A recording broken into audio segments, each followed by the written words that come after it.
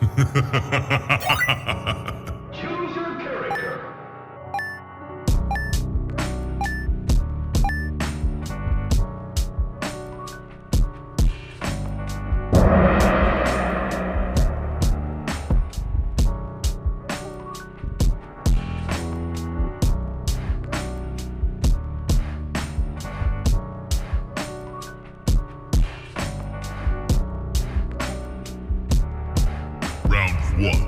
All right. Welcome back to the Geekset podcast, the only podcast that blend hip-hop culture and geek culture together. I'm your boy Deuces, and this is 1-on-1 with Deuces, the place where I speak with creators, curators, and people that you should know. And right now, man, we got somebody.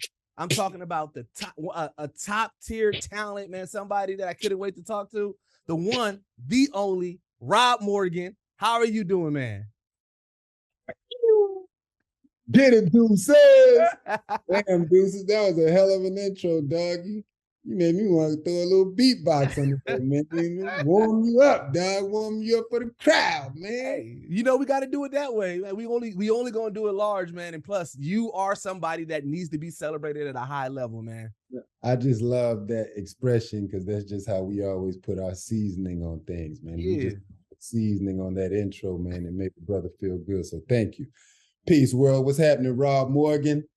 I'm here on Geekset podcast with my man Deuces, here to chop it up. I don't know exactly what's going to come of this, so well, you can sit back and take it as you like.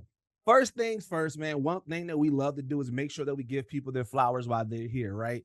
And you are somebody that, one, when you show up on screen, you show up on screen, bro. Like, I mean, from Don't Look Up, from Luke Cage, from Stranger Things, from Just Mercy, like you've been a part of so much Winning Time. Like you've been a part of so many dope projects with some dope co-stars and actors and actresses, and you always still the scene. You do amazing work and you represent us and the culture in such a high fashion. And I want to make sure that you know, from our fans, from our viewers to you, we appreciate everything you bring to this game, bro.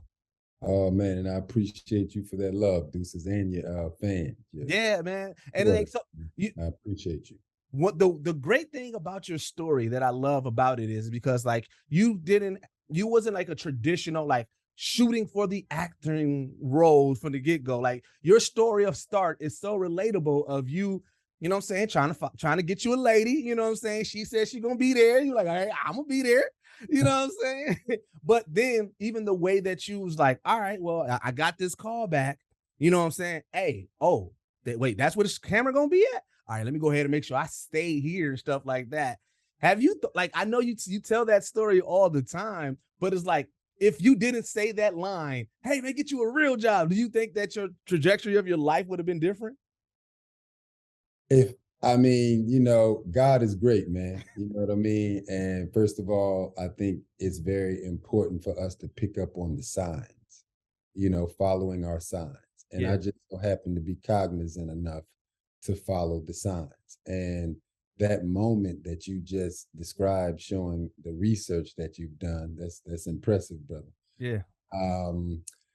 That moment you just described was a sign, because when I saw the finished product in the theater and saw my voice and my face on a screen like that, you know, a brother that's coming from a place that really didn't know what my future was going to be, you know, until, you know, I went to Virginia State University and kind of sharpened my social skills and my personable skills, and kind of saw what my purpose should be.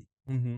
You know, and then that moment led, when I did the improv of those lines you speak of, led me to see myself on screen in a way that it basically was the shot in my arm, and I picked up on that sign. Yeah. Because it gave me such a feeling, you know, and I just put on my boxing gloves and put my mouthpiece in and said, let's go. And started punching at it. And by the grace of God, you know, 20 plus years later, 26 years later, I'm here being interviewed by you. Man, you know, here's the thing. I think that how it comes full circle is because you always been a hard worker. Like you said, you used to work in the cotton fields. You know what I'm saying? Like used to work with your, with Not your no family. cotton, Not man. cotton field. No, what you said you every Tobacco. tobacco. Sorry about that. Tobacco field. I, Damn, I, damn. I did date. My fault, man. But But yeah, you used to work in that tobacco field, and so this is where I think it comes full circle because you are part of a prestige list of actors who most of your roles they like, hey, no, we want Rob Morgan. Like you don't really necessarily have to audition for a lot. It's like a lot the people they're calling for you, like, hey, I like this, I like his work, right? And it attests to the hard work that you put into place from you having that moment of saying, all right, I'm gonna make sure that I do this, I'm gonna make sure that I do that, and and now, like I said, with you, all the roles that you're getting is like, all right, I'm gonna do this and I'm gonna make sure I do that and put in that work. And directors are seeing it where now the people behind the scenes are calling for you. Like that's where I see like your story is so amazing. That's why I said whenever you do your biopic or your memoir, it needs to be called Rob Morgan, Get a Real Job. Like that's the title. That's I, the title. one of my hashtags that I started was hard work tastes great. I Yeah. always felt hard work tastes great. And that is a testament of my childhood upbringing of being sent down south, and having to go with my grandfather to the tobacco fields because, they were still cropping tobacco Yeah. in, during the summertime by hands and stuff. This is in the 80s, Mm-hmm. 70s, 80s. So yeah, I had to go down there and put my hands in the dirt and work hard and learn that complaining really don't get you nowhere. It's Mm-hmm. about tightening up your bootstraps and getting down and dirty with it Yeah. and seeing it through. So I'm thankful for that upbringing. Mm-hmm. I think it definitely gave me a seasoning that I'm able to sprinkle in the characters that I'm, fortunate enough to portray. Yeah. And that resonates with our community in a way. I feel it resonates not just with our community, but I think it resonates with people that seem to appreciate our work, because we ultimately do bring our personal experiences and put it into the characters that we play, luckily, fortunately. Yeah. If so yeah, I'm thankful Yeah. for that. Yeah, because like I said, you can tell, like I said, because of that and knowing that about your history and just knowing like the way that you approach characters in general, because it's like I can tell like you don't have a slack off bone in your body, even with your journey with things that you did, with interning at Bad Boy, which I'm like, wait, what? Like you interned like Right. that came, I was like, wait, what? And so, like I was like, I can see that, like, and that comes through your work. Hey man, like I say, man, God is great, man, and I was able to follow the signs. The bad boy position came from a connection at Virginia State University. My homeboy Jason Jackson, Okay. which came through Craig Galloway, which is a brother that I grew up with. So that's that HBCU love Oh uh, man, yeah. surrounding me and cultivating and giving me an environment so that I could bloom in. You know what I mean? Yeah. And from Bad Boy, well, while I was at Bad Boy, I was pursuing the acting thing. Mhm. But then, being an intern doesn't pay, so I basically said, "Man, I'm too sexy to be out here starving. I'm too smart to be a starving, Yeah. artist. Let me use my degree and my brains." And get me something that can give me some dignity as I pursue this craft. Yeah. And by the grace of God, I got a job at Bear Stearns, and I worked there for 8 years while I was pursuing acting. And Yeah. honestly, if Bear Stearns wouldn't have went under, I would still be there trying to get that money. But see, that's that hustle mentality. Because Yeah.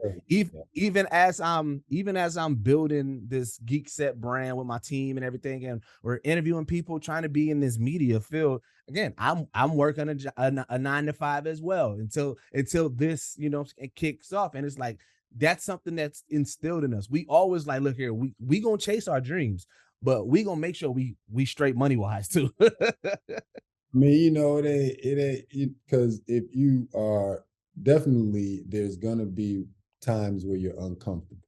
Of Mhm. course, you can't bypass that. That's part Right. of that's part of the game. But ideally, you don't want to be in a desperate situation all the time while you're pursuing your craft. You want to be comfortable enough that you can have some dignity with the choices you make. Yeah. And I think that highlights how you basically spoke about the projects that I'm a part of, and you feel that they're pretty, high quality, pretty visible, Yeah. a lot of talent that's out there that's very high quality, and I think that's a testament to me being able to pick and choose as I was able to come up in the ranks. Now I Yeah. ain't gonna say I always had money in my pocket, because no, I didn't. But while I was at Bear Stearns until it went under, and I was grinding to get where I was at, it Yeah. gave it gave me a chance to like walk in these rooms with my head up high, because my bills was already paid. You Yeah. know, and then I didn't really feel the struggle until Bear Stearns went under. And then I had to like, either sink or swim. Which one is it gonna be? And I chose to just keep punching at the wall and say, man, I'm not a four-wall guy. I'm not a guy to be in somebody's cubicle or somebody's office Yeah.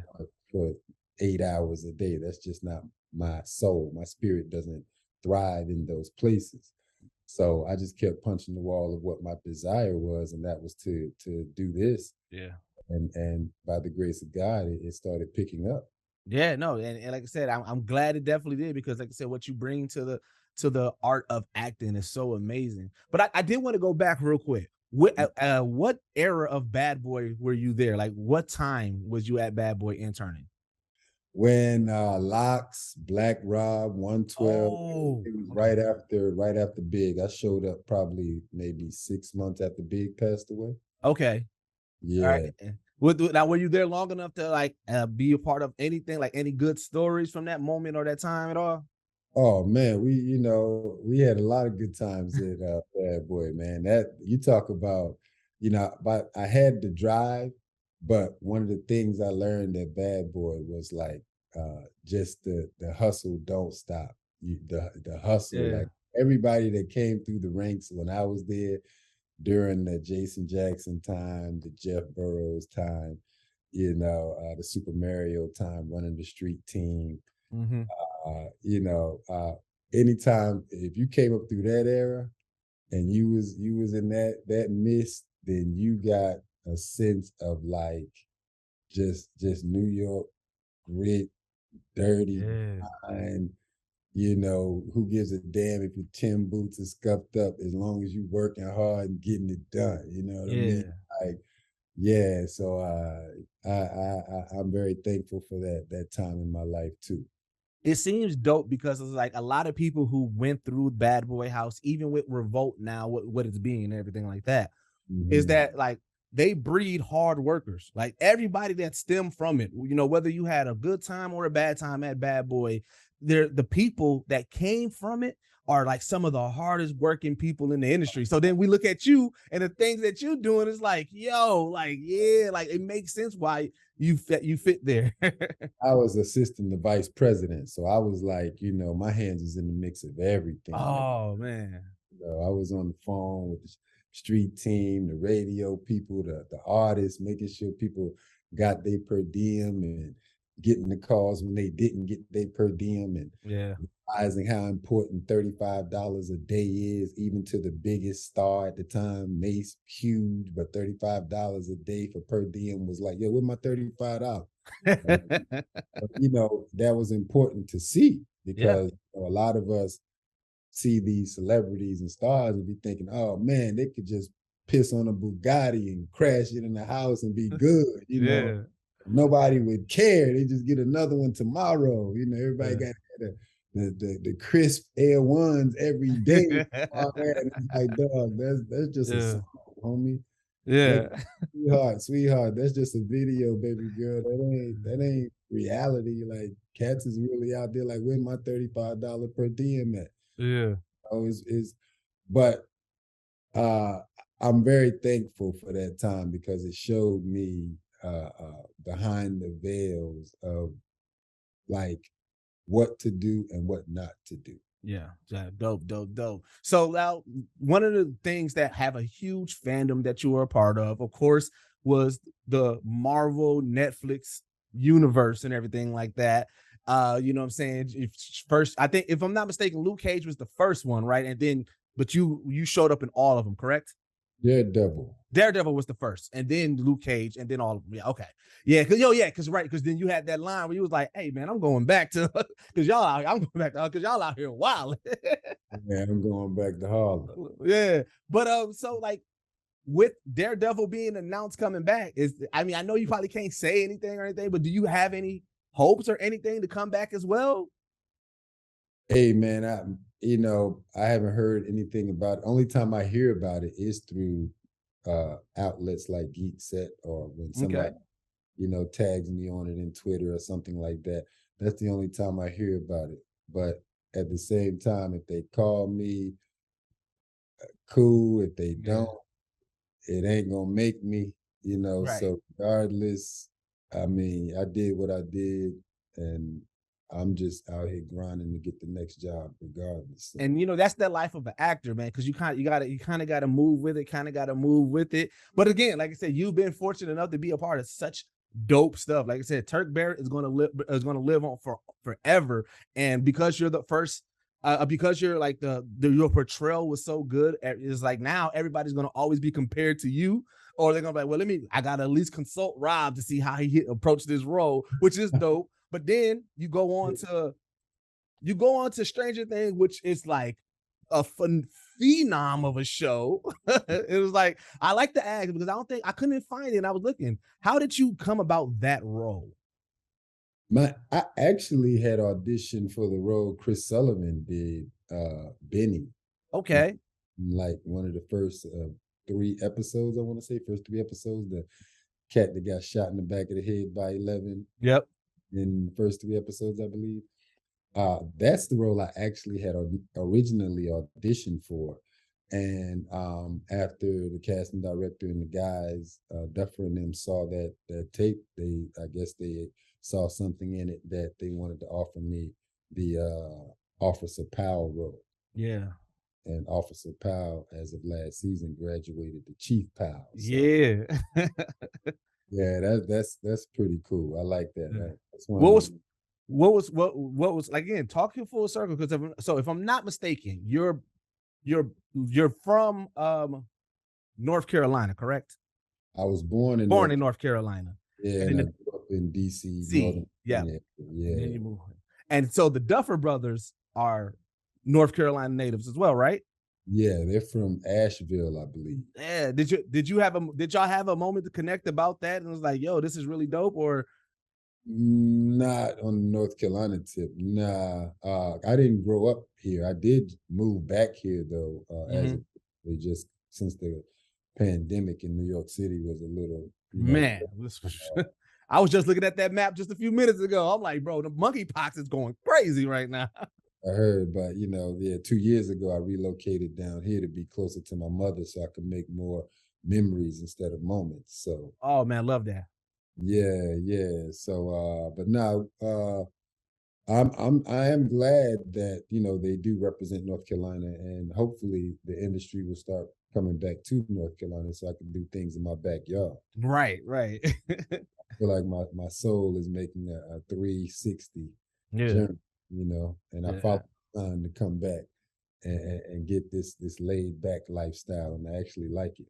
I know because that's why I feel so fortunate enough to grab you because I know, like I said, you don't do a lot of PR press or anything like that. So I'm like, oh, we got him. Let's make the most of it. But I wanted to ask you about the set, man, because it Yeah. seemed like Which set? well, so we're still on Stranger Things Okay. because like when you see the behind the scenes, so one, the show is such a serious show, but then Yeah. there's so much fun behind the scene. And I wanted to get from your perspective, like, how is that set for you, man? I mean, man, grateful to be working. When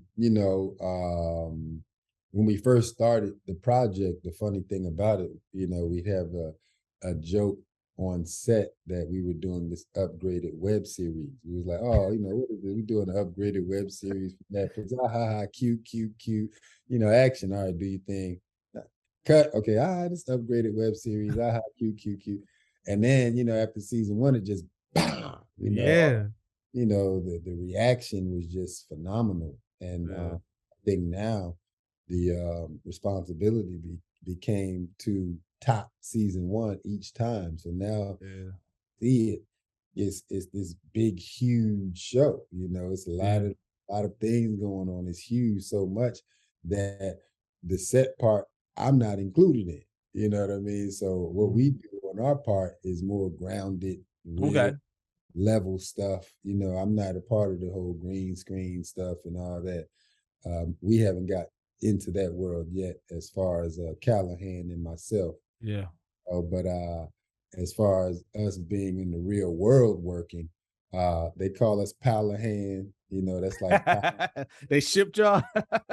you know, put us together. My man John Reynolds, who's Yeah. phenomenal at playing Officer Callahan. Yeah.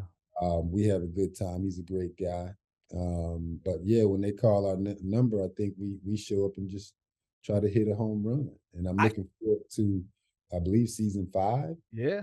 and maybe season 5 being the last hurrah.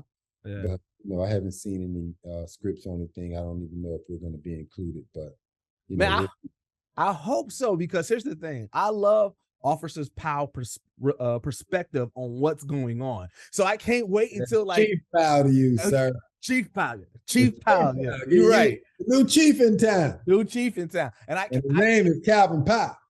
and my go I cannot I can't wait to see his reaction to like even a Demigorgon, or just understanding like, wait, what is going on? Because right now you can see him putting things together like, wait a minute, this is weird. Like, wait, and you know, even when he was interrogating the kids, and it was just like, listen here, we gonna all right, y'all need to calm down. We're gonna split y'all up. We got to get down. So like he's still figuring it out. And I just, when his world opens up, I cannot wait for your reaction, because this is where I love like understanding you as an actor. Like I know that Eddie Murphy is a big influence on you, right? And though he does more comedy, when he's not in a comedy, and it's his natural reaction to things is still a little bit comedic, right? But it's still serious, right? And so I see that in you, where it's like you have lines that is not meant to be funny, but it's the way that you do it. And because of us being Black and relating to it, I'm like, yeah, that's exactly how I would respond in this situation. Like, it's like, wait, what?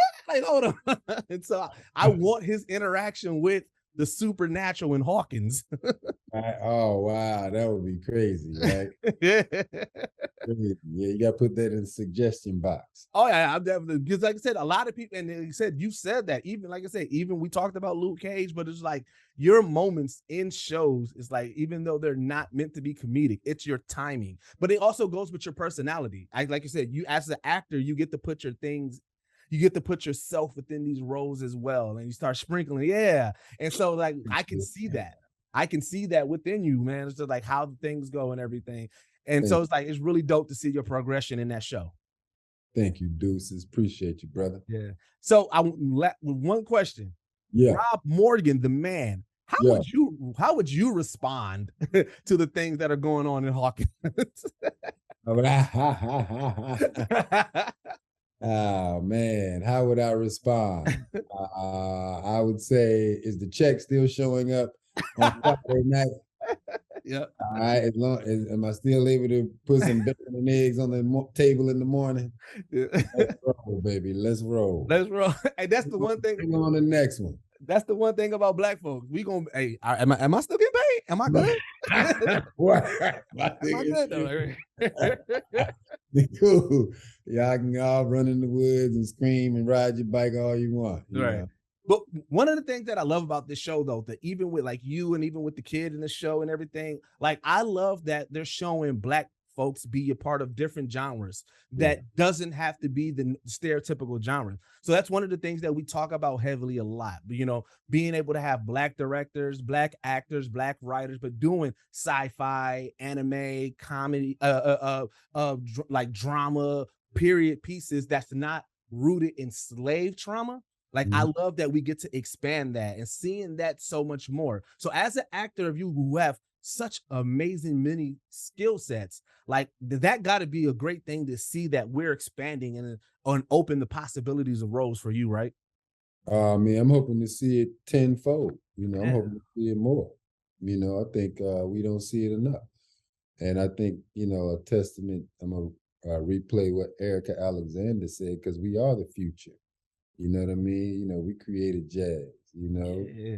we create the things that keep society sexy and tasty. You Yeah. know, I mean the trends and all that stuff. So why not include us in those futuristic projects? But I also think it's for us to write them also. You Yeah. know, I mean, if you'd be surprised at how many projects and chances we get to tell our story, and the first narrative we want to go to is our own trauma and slave and struggle and stuff like that, and the pouring of our, body dismemberment by society and all this. So I think we need to choose for ourselves a pen to express ourselves in the future in that format also. You know what I mean? Yeah, no, and that's why, like, I always look to like who's writing the stories, who's behind it as well, and try to make sure that sport. I became a huge follower of Misha Green, after seeing what Yeah. she was doing with Lovecraft and everything, and understanding her style of writing and who she is. And I said, oh man, yeah, we need more writers like that. I love the fact that Jordan Peele is pushing the sci-fi horror genre, even the suspense genre. I'm not going to spoil the latest movie, but it's like it's a modern take of Jaws. To what I tell people, it was like, the way that he did it. It was like, yeah, there doesn't have to be any, like I said, any slave trauma or anything like that. No, let's tell this story, but let's give these tropes. And I love the fact, even when they gave him the helms to take care of Twilight Zone. I was like, Mm, Twilight Zone has such a rich history of telling these yeah. bizarre stories, and now you got Jordan Peele doing the same thing. But now I just love all of that, man. It's beautiful because I mean, I personally feel our trauma is all over the place. I mean, you can see Mm-hmm. it, written on the street. You can see it written on the building. They got MLK Boulevard all over the place. They got it Mm-hmm. on TV and movies and on plays and books, and we still get the least amount of justice in this society. Yeah. So what does that do? So if you keep putting our trauma in everybody's face, it desensitizes it to the point that we don't even really get that much justice. You know what I Right. mean? So it's like, or we could get better justice. We could damn sure get a lot more justice, but we don't. Our justice isn't equivalent to all the pain and struggle and trauma porn that is placed in everyday life. Yeah. I mean, like all the time. Yeah. You know, I mean, you can see murals of George, Floyd, Breonna Taylor, Sandra Bland. You can see all these murals. You can see all this porn of black trauma and pain everywhere. You can see Yeah. it. And then when it comes to us getting some justice, it's like, nah, Yeah. why not? Now I'm thinking, man, we gotta flip that. We need more humanity stories. Like show us Yeah. humanity. Show us loving our children. Show us looking forward to our wives coming home. Yeah. Show us, being interested in chess and Yeah, man. being excited when our child swims a lap in the pool. Show us Yeah. cool human everyday stuff, being excited about life and thriving. Yeah. And then let's see the justice start, turning in because people will say, wow, they're human too. These are all whites. I can't tell if these are them. Oh, you got some sclera contacts too? Like it's gonna cover the sclera like this? No, it ain't gonna go that far. I was finna say you finna have some wild shit. Like you finna have sclera contacts. I can't tell. I need to read the back of this box. I can't see what the fuck it says as well. And yeah, the lighting in here, everything is very mood lighting. Right, Just sexy time lights. Sexy time lights. Even the light in the bedroom though. My light in the bedroom does not get as high as you. This like bad. Them like, all right, we're gonna have us a good night. Yeah. my room childish as fuck. Childish. You got that single college student room. Yeah. Like you just pop like it is. It's literally two it up. Don't make that noise. That's what it is. Yeah, man. And, as you talk about chess, my pops taught me chess at a young age.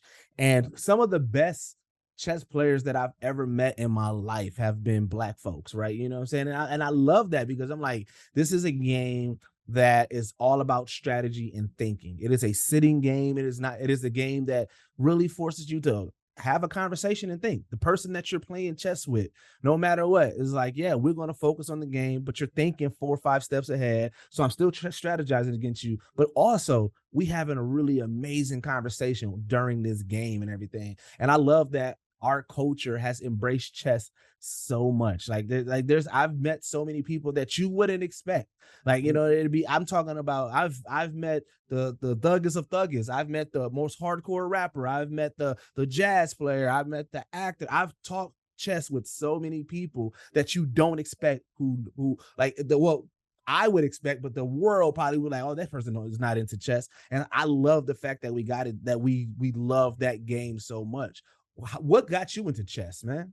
I mean, it's a beautiful game. It's life on 64 squares. Ooh, I like that. I mean, I really feel like it's something that we should encourage in our community from childhood. You know, a lot of schools in New York City, fortunately, they have it as a part of their program. That should be all over the nation. Yeah.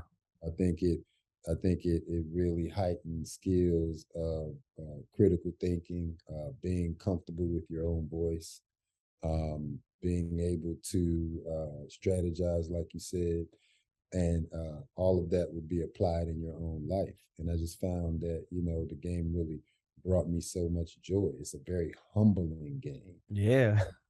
I've seen the billionaire in a Gucci suit and tie play the homeless guy and get beat and still have to go back to work, and the homeless guy stay at the table and keep playing. You know what I mean?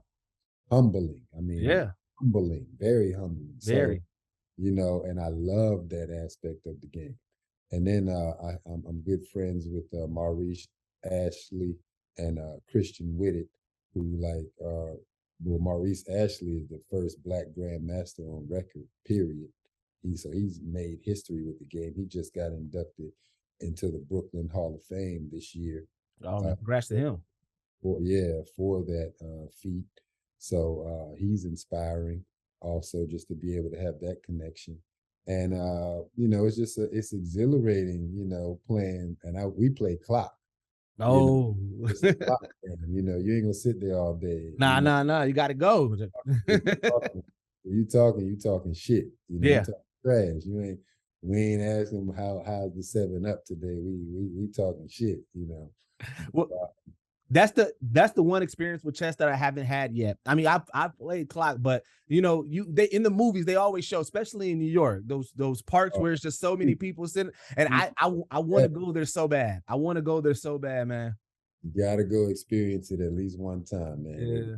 Beautiful experience. Is, you know, as intimidating as it may seem, is very safe. You know, I've been all over. Like whenever I go new places, I try to find where the parks that have the chess players at. You know, so I enjoy that. If you ever are around, you can just at least stop and watch. Yeah. But if you play, you know, just make sure if you lose, just be humble about it and get your ass up and let the next person play. But see, you said one important thing about it. You said even if you were like you don't play or you play a little bit, it's a safe place, right? So one of the things that I love about when we embrace a culture, right? So within nerd culture, there's a culture called blurred cultures, Black nerds, right? And we have conventions now, we have festivals. We was just at a convention because we're on this journey of doing a documentary called the Black Geek Documentary, our love letter to the blurred culture, where we're pretty much telling the story of the Black nerd, right? And the one thing that I love about it is I've been to convention across the world, right? But we did one called Dream Convention by the guys of RDC World, right? Down in Arlington, Texas. When I tell you that this was the first convention that I went to, that I'm talking about from the staff to the featured guests was all Black. The cosplay, I'm talking about so many Black people in cosplay. And then this is like the moments that I love, because, you know, there's this stereotype of geek, right? But then there's also the stereotype of the hip hop thug. And with us, we're trying to blend hip hop culture and geek culture. There were guys that was there. I'm talking about that was dripped out. I'm talking about platinum grill, gold chains and everything. And then my guy that's with me, he's in full like anime cosplay. And this guy, he's like, oh snap, like we like, oh, I see you shining, bro. And he's like, nah, bro, I see you with the Sharagon, I see you with the Shinobi hairstyle. So it's like that moment, it was like I said, it's a safe space, no matter what walk of life you are. When you walk through these doors about this blurred convention where we're celebrating anime, comic books, video games, and all of that, you can come in full costume, or you can come just like, you know what I'm saying, you about to hit the club, but it's still gonna be all love. It's a safe space. And then it was like, even those small tropes, you know how it is, like, you know, we as Black people, our senses are heightened. So there's moments we're like, hey, it look like it's about to go down to here, I got to get out. And this one is like, you see all, you like, yo, the moments that you thought was about to go down, it was like, oh no, this is all love. This is nothing but us showing love to each other. We turning up with each other. We having fun. We drinking with each other. We talk. We debating anime. We debating video games. Like, nah, Street Fighter better than Mortal Kombat. Man, get the fuck out of here, man. What you talking about? But it's all love because it's that barbershop talk. It's like spades and dominoes or chess. You know what I'm saying? So it's like, I love that. Like, even with, like I said, no matter where we're at, when it's a lot of us, it turns to a safe space. Like I said, chess, we going to embrace it. If you here, hey, you may be new, you may be the dopest chess player in the world. It's still a safe space. We're going to talk some trash, but it's still going to be safe. It's going to be out of love. Like I said, no ill will. And I love that, man. That's what I love about our culture so much. Yeah. We're very embracing. We're very loving. You know, we come from kings and queens, you know, a loving natured people, you know. We come, our axiology is being able to lay on the beach ass naked, eating fruit and make love and, you know, just enjoying the day because we knew it was plentiful. It was recuperating, you know, it was all coming around. Yeah. Sunshine, you know, we had beaches, we was chilling. You know, it's another thing to come up in a different environment where it's always stressful. And if you don't plant this seed at this particular moment, your tribe may die. And if your tribe dies, and you have to go over there and take their women so you can keep reproducing, or you have to go over there and kill them and take what they got, you know, that's a whole different axiology. You know, we don't come from that naturally. Right. You know? So naturally, we come from a place of, hey, man, it's so much here, man. You can have some too, you know. Like, you know, hey, the sun is out. Let's go on the beach. Let's party, you know, let's chill, you know. So and elements of that is still with us, you know. Yeah. So then I love that. So another thing, a testament to your acting skills that I always love when actors get a chance to, is you get to portray somebody in real life. So you got to play Irvin Sr. in Winning Time. How was that, man? I mean, it's a blessing, man. I mean, it wasn't much, you know, to research about the brother online. And I didn't get to meet him personally, but you know, what I was able to do is put a human being on screen, and at the same time understand that I very much respect the legacy that him and his family has contributed to the game of basketball. Yeah, it's really the best I can do. You know, but yeah, I had fun. I mean, it was great because I mean, it's a very interesting story to tell.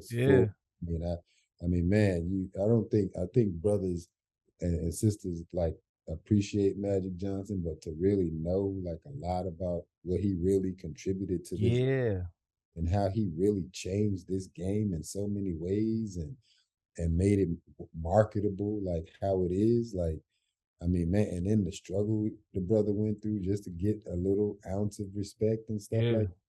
I mean, man, it's you know, even if what we're telling is for entertainment, at the end of the day, all we can hope for is people to be encouraged to do their own research, what they really want to find out, if they really find it out.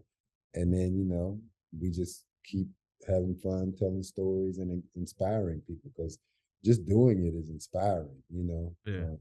Seeing how the brother held up and did his thing, and yeah, man, it's inspiring.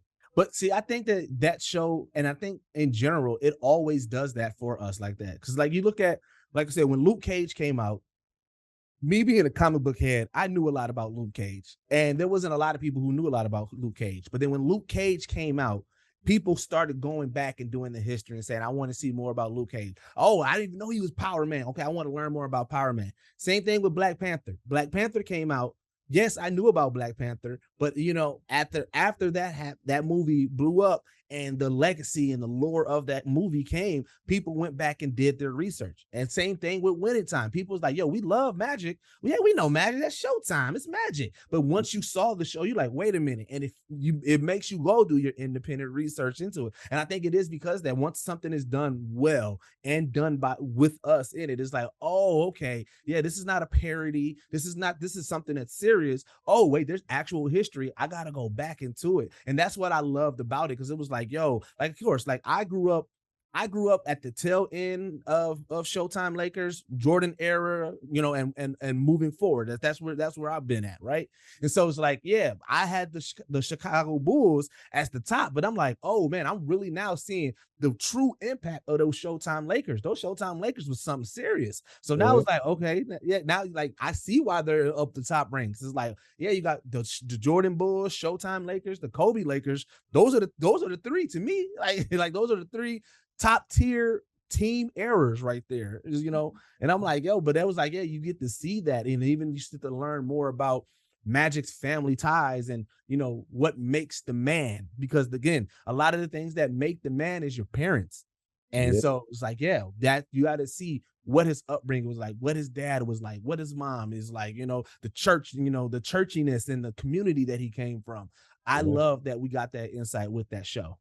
Yeah, that was fun. I'm glad HBO let those scenes stay in there.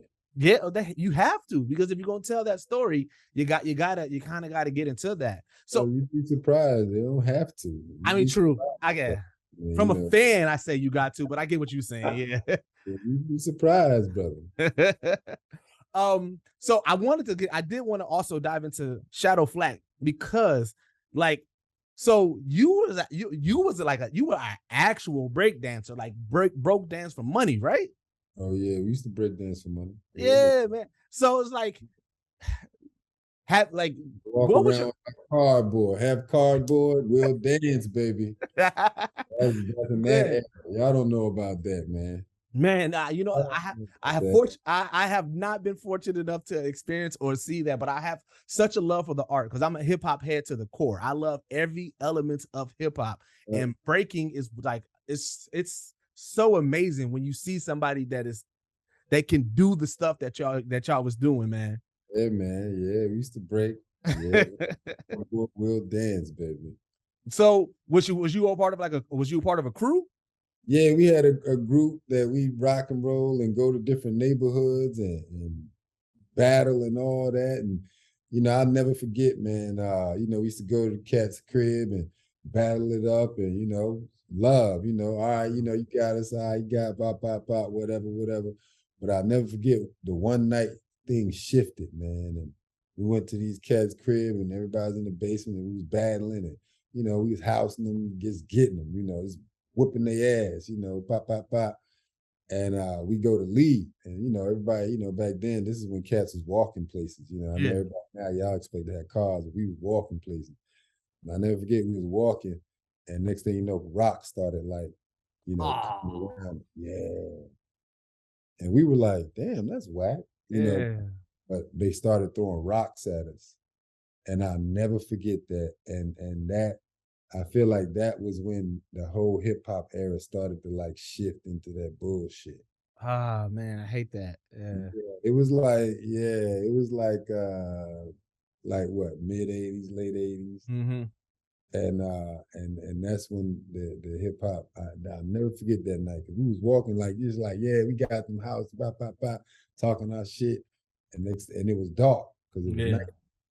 And next thing you know, we just heard rocks just hitting around us. We was like, damn, that's some sucker shit.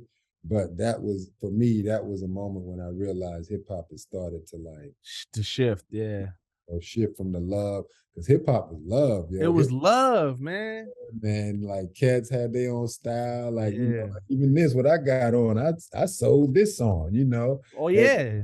You make your own shit, you know, they rocking it like that. Well, I'm rocking it like this, you know, but everybody was embracing it. It was love. I remember when cats wasn't even cursing on records. Right. You know, when Kane was like, "Oh fuck it," the Kane is invincible. When he said, "Oh fuck it," it was like, "Oh shit." Yeah, it was jarring. It was like, whoa. Yeah, he said, "Oh fuck it," the Kane is invincible. We was like, "Oh," we were like, all right, But cats weren't even cursing on records, back then. Then NWA came out, and it was like, bam, it just bam, bam, bam, bam, bam, bam, bam. Yeah. But prior to that, man, hip hop was love, dog. It was like that was just motivating you because it was like everybody knew it was a struggle anyway. You know what I mean? Man.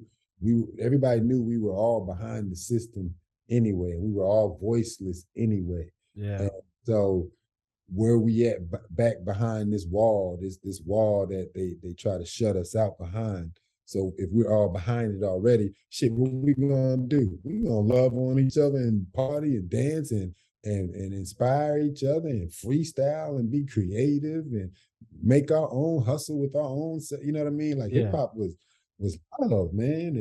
And then it was just, man, I'll never forget that night when them rocks started flying. We was like, oh man, it's some sucker shit. Yeah. I gotta ask, what was your crew name? Oh man, damn, dog. Was it Silverdale Breakers back then? Silverdale Breakers? Silverdale Breakers, something like that. Okay. All right.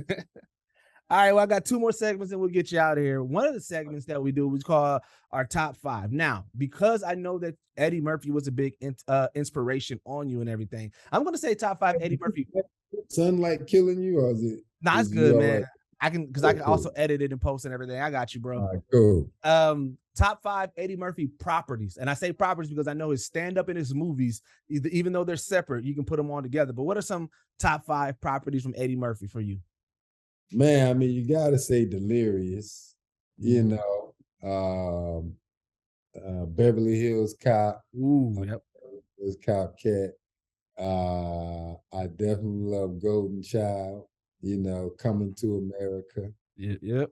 I mean, Eddie Murphy to me was just like a very big inspiration because it was like I was looking at myself on screen. That's dope. And looking at myself in a way that he showed me, look, man, these are the kind of nuts you're gonna be carrying. So these are the nuts you're gonna be carrying. This is how you're gonna have to carry these nuts. If I slipped, okay, look, we saw how I slipped, but these is how you're gonna have to carry these nuts. Because I think his longevity in the game is just crazy, man. Like Eddie could pop up and do it. He's probably doing the movie right now as we speak. Right. Sure you know what I mean? But yeah, man, just Eddie Murphy was very inspirational to me. I thought I was going to be the next Eddie Murphy as a child, growing up, being the funny guy in the back of the bus, going the way to school and all that. You know what I mean? So I'm very thankful for what he's contributed to the game. But now I would have to say, man, recently I met Joe Morton. Okay. Are you familiar with Joe Morton? Joe Morton, I feel like I am. I gotta look him up now. He plays Kerry Washington's father. Yeah. Okay. Yeah. Now that brother is the brother we need to be giving flowers to. And I just had the fortunate blessing of meeting him the past weekend, and to see how his first acting credit is from 1968. Man, that's from when I was even born. Before I was even born, this brother was been acting, putting it down since then. Yeah. Saw him on Sanford and Son, and I was like, because Sanford and Son is one of my favorite shows. I watch it on TV1 on repeat now. So I'm on Sanford and Son, was like, yo, that's Joe Morton. Like, hold up, but he's just on TV today and present and current. That's some best, right? Yeah. I was like, that is what you aspire to be. You know what I mean? Like, and I encourage people all the time to say, look, man, like, find somebody that or somebody that you see and be like, yo, man, I want to at least scrape the surface or scrape the bottom of where they're at. You know what I mean? This cat's been since 1968. Yeah. Bro, 19. I was like, yo, Mr. Morton. He's like, oh, Joe. I said, oh.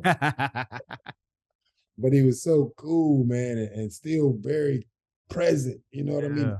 74 years old, kicking ass doing this game. I was like, yo, show me the way, brother. Right. So I asked him for a tidbit, man. You know what he do. You know, how do you stay so sharp? Because I always ask people, you know, that's I'm impressed with their game. Like, yo, man, give me one little nugget that will help me sustain the career that's close to where you're at or what you're doing. And he was like, hey, man, I read a lot. You know, I do a lot of reading. I read out loud. Yep. You know, I read to my partner. I read. And I was like, wow, okay, great. Yeah. You know, I read, but reading out loud. That's different. That's different. Yeah. That's different. And see, and like I said, that's that wisdom, man. Like I said, you start talking to people who, like I said, not only live this craft but perfect it, and like I said, have that longevity. They have little nuggets that you like, I didn't even think about it that way. You know, because it's not about just thinking of a new idea, but it's like it's perspective. It's like I didn't even see it that way. I talked to one of my biggest regrets in life is that I didn't go to a HBCU, right? So I had the fortunate enough experience to speak with Laz Alonso, who's also an HBCU alum, right? And I was Where'd you go? I did online at Herzing University. Herzing University? Yeah, because I got my graphic design degree and everything, and it was a good graphic design program. But it's like I love everything about HBCU. But here's what. Oh, thank you, bro. Thank you. And so this is where things I didn't look at. I was telling him, I'm like, I love the brotherhood. I love the connection. I love the things that HBCU stands for. Now he's a big Blurred as well, right? And he's talking about, he's in The Boys, and he's been a part of so many movies and everything. And he was saying like, yo, he said, I get it. He said, but you got to remember one thing about HBCU is it's about building our tribe. And he was like, with Blurred culture, that is your tribe. He's like, everything that you are trying to do with Blurred culture is the same thing and the ideals that we had with HBCUs, with looking out for each other, giving each other opportunities, supporting each other, educating, uplifting each other, things like that, and I was like, dang, you know what? Yeah, I am trying to be a person that helps amplify voices and celebrate our heroes and talk to people and share stories of other people within Blurred culture. And he was like, that is your HBCU. He was like, and again, it's perspective. It's like, I didn't even look at it that way. So it's like when you have that moment to pull from people and they can help you see things from a different perspective, I always love that a lot, man. Yeah. We all we got, bro. We all we got. All right. So last segment, I always like to get a recommendation. It could be something that you're either reading, listening to, watching, but something that our viewers should check out. Something that your viewers should check out? Yeah, something like I said, it could be something that you're reading, you're listening to, you're watching, or just anything. Like, I like to give our viewers something to take away from our interviews that they can say, oh, okay, I'm going to try this out because Rob Morgan told me check it out, or I'm going to read this because Rob Morgan told me to read this. What if I said pick up a kettlebell and start swinging it? And get your health and wellness popping. Hey, I'm with that. Now with kettlebells, I think they're a great tool to work the full body. If you need introduction to a kettlebell, you can check out my man Colin Daring on Instagram. He's pretty much the guy who introduced me to the kettlebell world, and you'll see some phenomenal stuff done with all weights. You don't have to start out heavy. You start out with a weight that's comparable to your skill set right now. But I think it's an excellent tool to get a full, complete body workout if you have a limited amount of time, or even if you have a lot of time. But I would like for you all to check out a kettlebell. How about that? Hey, I like that. You're the first person to recommend anything health and wellness. So I love that. I love that.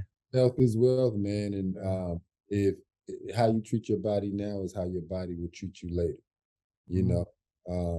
If you want to have a healthy life going forward and live with some dignity and not have to rely on somebody wiping your ass when you later on in life, then you need to pay attention to your stuff now, your health and wellness now, so that you can live a dignified life. Because this body is really the only space you technically occupy in this world. Like you have a mortgage, 3 months later, if you ain't paid that mortgage, somebody's coming to knock on your door like, hey, we want this place back. What's up? This ain't really yours. If you paying rent, you know, you missed 3 months rent, somebody come and knock on that door, be like, hey, we want this apartment back. This ain't yours. The only thing you technically really own and can really control is your body. Yeah. You see what I'm saying? This is the only thing you can really dictate. Everything else is like, yeah, they on paper they say it's yours until you like pay that thing off in full. If you're fortunate enough to do that, Right. blessing. But if not, you just occupying somebody else's space. So why not take care of the space that you do occupy? Yeah, I love that. Like I said, wise words, bro. So what's next for you, man? What can my people expect from you in the future, man? Man, I got this horror film coming out September 28th with Paramount called Something Wrong with Rose. Okay. Pretty excited to see how people will react to that. Right now, the trailer is bananas. It's killing it in the trailer game. And then I'm getting ready to go back to LA to shoot season 2 of Winning Time. So, nice. Excited about that. And now hands is open for the next blessing. All right, man. Well, again, man, this has been your boy Deuces. This has been the amazing Rob Morgan. And this is the only place that blend hip hop culture and geek culture together. And we are out. Peace. Yeah, we out. Peace. And we gonna shine in the light. Flawless victory.